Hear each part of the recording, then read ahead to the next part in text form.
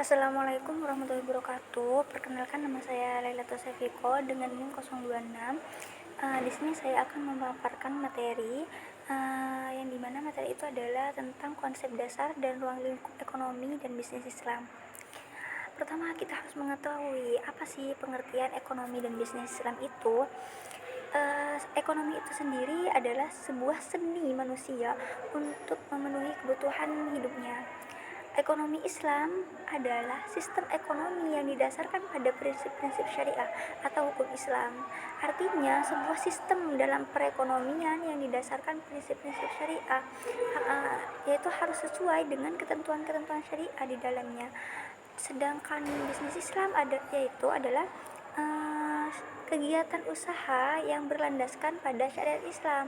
Artinya, dalam setiap kegiatan transaksi usaha itu harus menggunakan ketentuan-ketentuan Islam. Artinya tidak ada yang melenceng dari ketentuan tersebut, seperti dalam jual beli tidak adanya unsur riba di dalamnya, karena riba dalam Islam itu telah dilarang, maka harus menjauhi perbuatan tersebut. Dengan tujuan apa? Itu dengan tujuan untuk mendapatkan keuntungan bersama. Yang kedua, falsafah ekonomi dan bisnis Islam. Sedangkan filsafat ekonomi Islam ini didasarkan pada 3 konsep, yaitu filsafat Tuhan, manusia, dan alam, yang dimana diatur hubungannya antara manusia dengan Tuhan, dengan manusia, serta manusia dengan alam, seperti itu. Selanjutnya, norma ekonomi dan bisnis Islam. Apa sih norma ekonomi dan bisnis Islam itu? Yaitu seperangkat nilai atau aturan dan tata cara yang menjadi pedoman dalam beraktivitas ekonomi. Artinya, norma ini juga didasarkan pada Al-Quran dan hadis pada ketentuan Islam tersebut. Berikut adalah beberapa norma, contoh norma ekonomi dan bisnis Islam ya. Yang pertama, larangan riba, itu udah jelas ya. Terus infak, sedekah, dan wakaf, aturan transaksi muamalah, seperti. Adapun karakteristik ekonomi dan bisnis Islam, di antaranya adalah adil.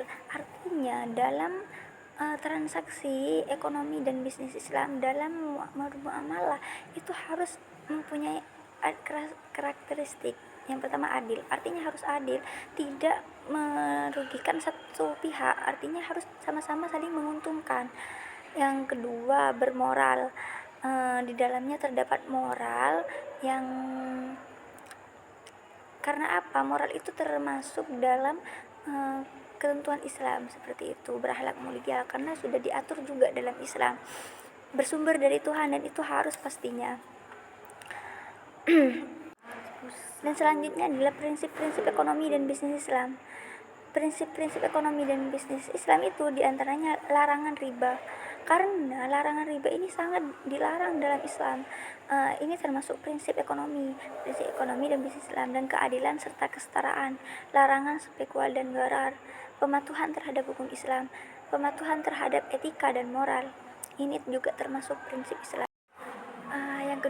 Bab kedua itu adalah rancang bangun ekonomi Islam, yang dimana rancang bangun ekonomi Islam ini adalah sistem ekonomi yang didasarkan pada prinsip-prinsip Islam dan syariah yang bertujuan untuk mewujudkan kemaslahatan bersama di dunia maupun di akhirat.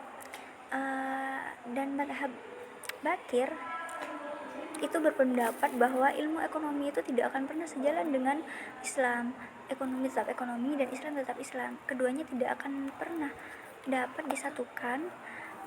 Karena apa beliau berpendapat seperti ini? Karena keduanya itu berasal dari filosofi yang kontradiktif. Islam, sedangkan yang lainnya adalah Islam. Yang selanjutnya adalah mazhab mainstream, yang dimana mazhab mainstream ini berpikiran ekonomi Islam berpendapat bahwa perbedaan utama antara ilmu ekonomi Islam dan ekonomi konvensional adalah dalam pencapaian tujuan. Mazhab ini juga berpandangan bahwa kelangkaan sumber daya adalah penyebab munculnya masalah ekonomi, sebagaimana ekonomi konvensional. Dan yang keempat itu adalah mazhab alternatif kritis, yang dimana mazhab yang ketiga ini adalah mazhab yang kritis, yaitu kelompok pemikiran yang mengajak umat Islam untuk lebih kritis, bukan hanya terhadap kapitalisme, sosialisme, tapi juga terhadap ekonomi Islam itu sendiri. Yang kelima itu ekonomi Islam sebuah bangunan. Ekonomi Islam ini merupakan sistem ekonomi yang dibangun berdasarkan prinsip-prinsip syariah Islam yang bersumber dari Al-Quran dan As-Sunnah. Tujuannya apa? Tujuannya adalah untuk mewujudkan kemaslahatan umat manusia di dunia dan bekal di akhirat. Bab ketiga yaitu perbandingan sistem ekonomi Islam. Adapun faktor-faktor yang mempengaruhi sistem ekonomi, di antaranya sumber daya alam yang dikenal dengan SDA dan iklimnya, yang kedua sumber daya manusia SDM dan akumulasi modal, dan yang keempat tenaga manajerial dan organisasi produksi dan teknologi, serta faktor politik dan administrasi pemerintah, serta aspek sosial budaya dan pasar luar negeri, fluktuasi harga komoditas dan perubahan iklim. Itu semua termasuk faktor yang mempengaruhi sistem ekonomi. Selanjutnya, sistem ekonomi di dunia yang berkembang saat ini, diantaranya itu sistem ekonomi kapitalis, sosialis, campuran, dan sistem ekonomi Islam. Adapun prinsip-prinsip ekonomi kapitalis, sosialis, dan Islam, yang pertama sistem ekonomi kapitalis. Prinsipnya adalah pasar dan inisiatif individu. Adapun ciri-cirinya adalah hak milik pribadi atas alat produksi dan distribusi yang dimanfaatkan untuk mendapatkan keuntungan sebanyak-banyaknya. Yang kedua, sistem ekonomi sosialis. Prinsipnya adalah kepemilikan. Kepemilikannya itu secara bersama sebagai dasar menjalankan ekonomi. Ciri-cirinya adalah produksi dan sumber daya utama yang dipegang penuh oleh pemerintah. Seperti itu. Yang ketiga, sistem ekonomi Islam. Prinsipnya adalah nilai-nilai ilahiyah. Dan selanjutnya adalah bab keempat. Bab keempat ini adalah sejarah pemikiran ekonomi Islam. Pemikiran ekonomi Islam pada masa Rasulullah yaitu ekonomi Islam selalu merujuk pada wahyu ilahi yang tidak sedikit pun ada kesulitan di dalamnya. Apapun masalah, perdebatan dan keraguan yang muncul akibat perbedaan zaman, peradaan dan lainnya, pada sistem ekonomi Islam pasti akan kembali dan merujuk ke dalam Al-Quran dan As-Sunnah. Akan ada jalan dari semua masalah yang terjadi, seperti firman Allah yang artinya, dan tidaklah yang diucapkannya itu Al-Quran menurut keinginannya, melainkan Al-Quran itu adalah wahyu yang diwahyukan kepadanya. Dan yang kedua, pemikiran ekonomi Islam pada masa Khulafaur Rasyidin. Itu ada 4 ya. Yang pertama pada masa era Khalifah Abu Bakar, yang dimana perekonomian saat itu fokus pada zakat dan penegakan hukum. Dan yang kedua pada masa Umar bin Khattab, yang dimana pada saat itu ekonomi berkembang dengan kebijakan zakat dan pajak tanah. Dan yang ketiga itu Utsman bin Affan, yang dimana pada saat itu perkembangan kebijakan Umar, namun akhir kepemimpinannya itu diwarnai dengan ketidakstabilan. Yang keempat adalah Ali bin Abi Thalib, yang dimana waktu itu membenahi administrasi negara dan menerapkan pajak baru. Seperti itu. Selanjutnya, tokoh dan pemikiran ekonomi Islam pasca Khulafaur Rasyidin, artinya setelah Khulafaur Rasyidin. Yang pertama Al-Ghazali. Bagaimana menurut Al-Ghazali? Dalam pemikiran Al-Ghazali, yaitu membahas ekonomi terkait pertukaran pasar, produksi, barter, uang, serta peran negara dan keuangan publik. Yang kedua Ibnu Taimiyah, pada masa itu fokus pada mekanisme pasar dan harga. Yang ketiga Ibnu Qayyim, yang mendukung intervensi pemerintah jika kekayaan itu individu digunakan secara tidak bermanfaat bagi masyarakat. Yang keempat Ibnu Khaldun, yang dimana Ibnu Khaldun sini menekankan motif ekonomi peran emas dan perak, serta pentingnya produksi dan dampak ekonomi terhadap kebudayaan dan negara. Bab kelima itu kegiatan ekonomi dan dalam bisnis Islam. Adapun produksi dalam Islam, diantaranya itu menghasilkan hal-hal yang halal, mulai dari bahan baku hingga produksi yang dihasilkan. Yang kedua, memproduksi kebutuhan pokok sebagai kewajiban sosial, serta tidak memproduksi dan memperjualbelikan komoditas yang buruk atau tercela. dan tidak melakukan kegiatan produksi yang mengarah kepada kezaliman, serta tidak melakukan ihtikar, yakni menimbun harta, seperti itu. Konsumsi dalam Islam itu merupakan suatu hal yang niscaya dalam kehidupan sehari-hari manusia, karena ia membutuhkan berbagai konsumsi untuk dapat mempertahankan hidupnya. Konsumsi dalam Islam itu didasarkan pada kebutuhan, bukan keinginan. Konsumsi Islam juga bertujuan untuk menjauhkan umat Islam dari sifat egois dan menafkahkan harta di jalan Allah Subhanahu wa taala. Adapun distribusi dalam Islam. Distribusi dalam Islam itu adalah proses peningkatan dan pembagian kekayaan agar dapat beredar secara merata, tidak hanya di kalangan tertentu.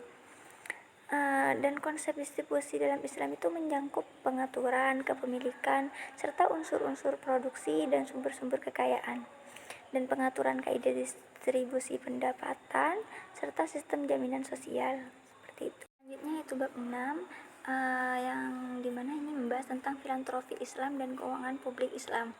Yang pertama, zakat. Apa itu zakat? Zakat adalah bagian dari harta yang wajib dikeluarkan oleh umat Islam yang telah memenuhi syarat. Artinya, zakat ini memiliki peran penting dalam ekonomi Islam, yaitu sebagai pilar sistem perekonomian Islam, instrumen ekonomi yang dapat memberikan dampak positif secara sosial dan ekonomi, dan juga merupakan sarana untuk mengurangi kesenjangan sosial dan ekonomi. Sumber utama penerimaan negara serta poros keuangan negara Islam. Dan yang kedua itu ada infak dan sedekah. Dalam ekonomi Islam, infak dan sedekah ini merupakan bentuk ibadah yang menyisihkan sebagian harta untuk orang lain yang berhak menerimanya, seperti itu. Infak dan sedekah ini memiliki peran penting dalam membantu mendanai program sosial dan ekonomi untuk meningkatkan kesejahteraan umat. Dan yang ketiga itu ada wakaf. Apa itu wakaf? Wakaf itu merupakan salah satu konsep dalam ekonomi Islam yang memiliki peran penting dalam pembangunan ekonomi umat Islam. Wakaf dapat diartikan juga sebagai perbuatan menyerahkan sebagian hartanya untuk dimanfaatkan selamanya atau untuk jangka waktu tertentu demi kemaslahatan umat, seperti itu. Adapun yang keempat itu adalah reinterpretasi pajak, yang dimana reinterpretasi pajak ini dalam ekonomi Islam itu menyesuaikan aturan perpajakan agar sesuai dengan prinsip syariah, seperti keadilan sosial, penggunaan dana yang halal, dan menghindari riba, seperti itu. Pajak ini harus mendukung redistribusi kekayaan dan kesejahteraan masyarakat sesuai dengan ajaran Islam. Bab ketujuh yaitu bentuk-bentuk badan usaha dan lingkungan perusahaan di Indonesia. Adapun bentuk-bentuk badan usaha di Indonesia yaitu diantaranya perusahaan perseorangan, perusahaan umum, serta perusahaan jawatan dan perusahaan perseorangan dan perseorangan terbatas, serta firma dan CV.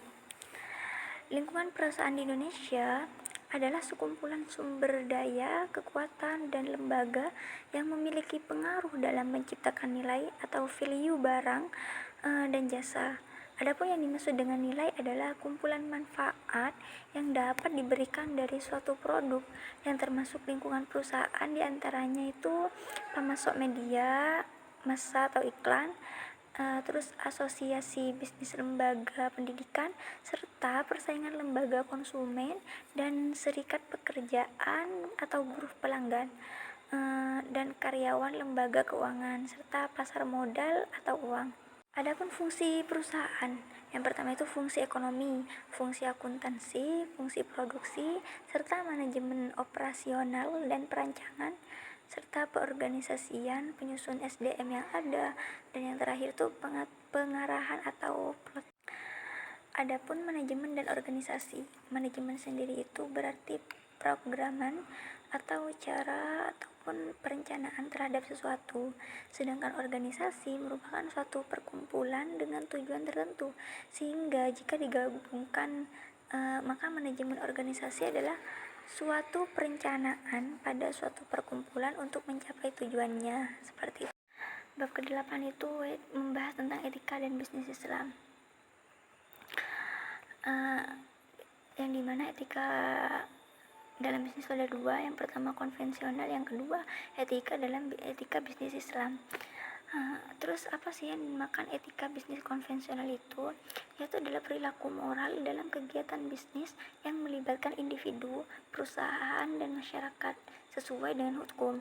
Perlu digarisbawahi, yaitu sesuai dengan hukum. Sedangkan ruang lingkup etika konvensional ini meliputi analisis kebenaran, kekeliruan, tanggung jawab, dan termasuk etika deskriptif, normatif, deontologi, dan teleologi. Dan adapun prinsip-prinsipnya itu otonomi, kejujuran, keadilan, serta saling menguntungkan dan integrasi moral. Terus apa sih tujuannya? Tujuannya itu meningkatkan kesadaran moral dan mengatur bisnis agar dijalankan secara jujur dan adil. Adapun etika bisnis Islam, apa sih yang dimaksud dengan etika bisnis Islam itu sendiri?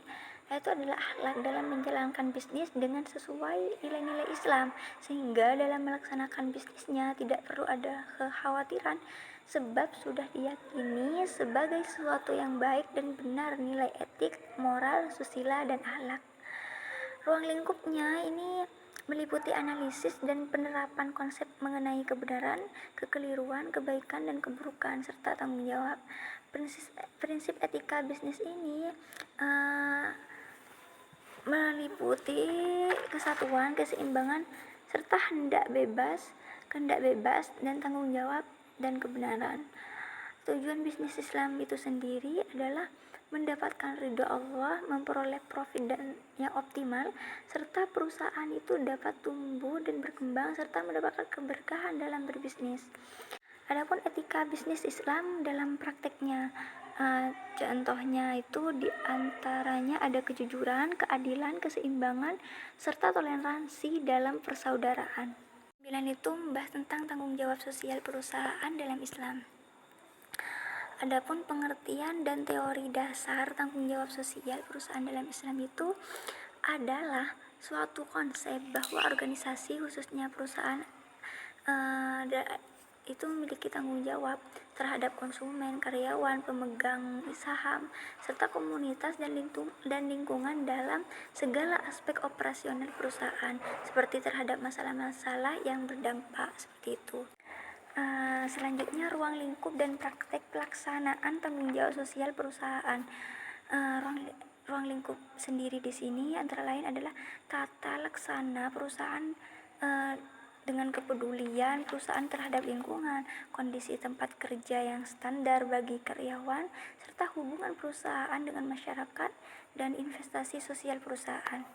Adapun pelaksanaan tanggung jawabnya, perusahaan itu dapat bertindak secara bertanggung jawab dalam banyak cara, seperti dengan mempromosikan kesukarelaan, membuat perubahan yang bermanfaat bagi lingkungan, serta terlibat dalam praktek ketenaga kerjaan yang etis dan terlibat dalam pemberian amal seperti itu. Selanjutnya tanggung jawab sosial perusahaan dalam Islam. Beberapa hal yang menjadi tanggung jawab sosial perusahaan dalam Islam antara lainnya itu menjaga amanah dari masyarakat seperti menciptakan produk yang berkualitas dan menghindari perbuatan yang tidak terpuji, serta membayar pajak dan gaji karyawan dengan jujur seperti itu. Adapun lagi itu menekankan agar perusahaan itu tidak mengisolir diri dari lingkungan sekitarnya seperti itu. Selanjutnya bab 10, yang dimana bab 10 ini menjelaskan tentang manajemen pemasaran dalam Islam. Apa sih pengertian dan ruang lingkup manajemen pemasaran?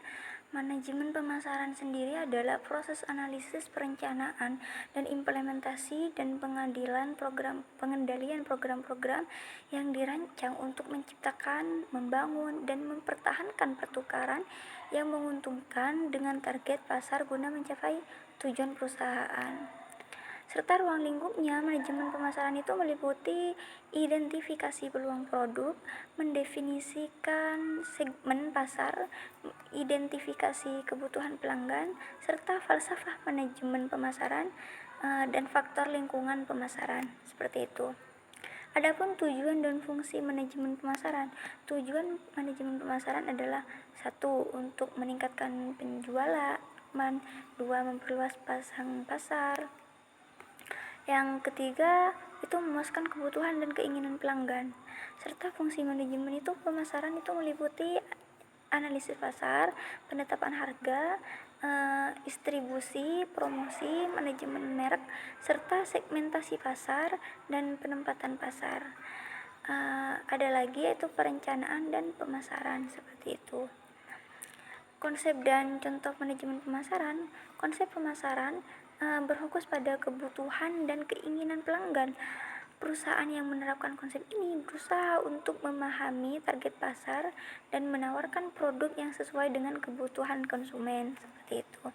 Beberapa contoh penerapan manajemen pemasaran seperti analisis pasar, penentuan harga, promosi, distribusi, pelayanan pelanggan, serta remarketing. Dan selanjutnya itu ada pun manajemen pemasaran dalam Islam. Apa sih yang dimaksud manajemen pemasaran dalam Islam? Yaitu disiplin bisnis yang mengarahkan proses menciptakan penawaran dan perubahan nilai dari suatu inisiator kepada stakeholdernya. Seluruh proses tersebut harus sesuai dengan akad dan prinsip-prinsip muamalah yang ada dalam Islam. Dan selanjutnya bab 11 yang membahas tentang macam-macam bisnis Islam di Indonesia, keuangan dan non-keuangan. Di antaranya itu yang termasuk non-keuangan seperti kuliner, halal, wisata dan travel religi, dan penitipan anak Islami serta distro Islami. Adapun juga kosmetik Islam halal, dan yang termasuk keuangan Islam yaitu seperti perbankan syariah, asuransi syariah, serta dana pensiun syariah dan perusahaan pembiayaan syariah dan obligasi syariah serta reksadana syariah dan pasar modal syariah. Adapun perkembangan bisnis Islam di Indonesia yaitu mengalami kemajuan yang signifikan, dan beberapa hal yang melatar belakangi hal tersebut antara lain Indonesia itu menempati peringkat ketiga dalam Global Islamic Economy Indicator menurut laporan State Global Islamic Economy tahun 2023 ya. Indonesia itu merupakan salah satu negara yang menerapkan prinsip ekonomi syariah, serta Indonesia itu berada di peringkat keempat di antara negara-negara yang menerapkan ekonomi syariah seperti Malaysia, Arab Saudi, serta pada tahun 2021 ini diresmikan Bank Syariah Indonesia yang dikenal dengan BSI, yang merupakan hasil merger dari BNI Syariah, BRI Syariah, dan Bank Syariah Mandiri. Pada tahun 2021 ini diresmikan Bank Ekonomi Syariah yang merupakan simbol milik negara, seperti itu. Peluang dan tantangan bisnis syariah di Indonesia. Yang termasuk peluang itu diantaranya potensi pasar yang besar, serta kekayaan alam dan kebudayaan, terus sumber daya manusia kreatif, serta faktor ekonomis dan teknologi, dan sektor pariwisata. Yang termasuk tantangannya diantaranya itu adalah keterampilan digital masyarakat yang masih terbatas, serta keamanan siber yang menjadikan isu penting, dan kondisi ekonomi yang tidak stabil, serta ketidaksediaan sumber daya yang terbatas, dan persaingan yang ketat, dan perubahan perilaku konsumen, serta proses rekrutmen sumber daya manusia yang terbatas, seperti itu. Adapun bab 12 yaitu tentang kewirausahaan Islam. Bagaimana sih pengertian dan ruang lingkup kewirausahaan Islam? Kewirausahaan Islam itu adalah aktivitas bisnis yang menerapkan nilai-nilai Islam sebagai landasan dan acuan. Adapun ruang lingkupnya, yang pertama itu sikap, tujuan, serta industri dan peran. Lalu bagaimana sih motivasi dan ide kewirausahaan?